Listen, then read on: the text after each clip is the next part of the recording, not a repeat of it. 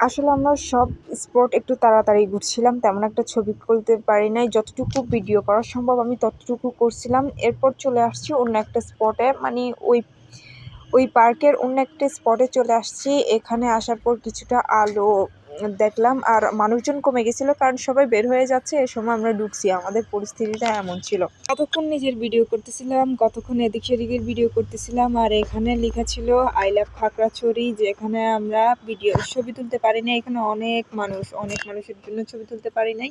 তারপর চলে আসছি আমরা অন্য একটা জায়গায়, বিকজ সূর্য ডুবে যাচ্ছে। চলে আসছে আরেকটা জায়গায়, আর এখান থেকে আমার মনে হচ্ছে খাগড়াছড়ির জায়গাটা পুরা দেখা যাচ্ছিল।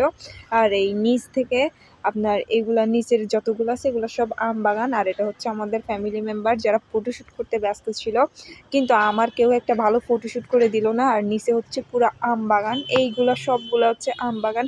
কিন্তু আমার প্রশ্ন হচ্ছে এত আম যায় কই? আমার মনে হয় পুরো খাগড়াছড়ির সবচেয়ে বেশি আম ধরে এই জায়গাতে। সবগুলা আম, ছোট ছোট গাছে আম ধরছিল।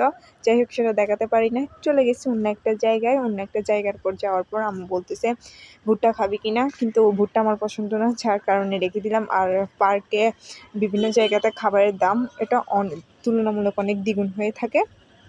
এরপর নিজেকে একটু শ্যুট করার চেষ্টা করলাম। আর দেখেন আমার চুলের পরিস্থিতি, দেখলে পাগল বলবেন আমাকে সবাই, কিন্তু কি করা, তাড়াহুড়োর গতিতে চলে আসছি।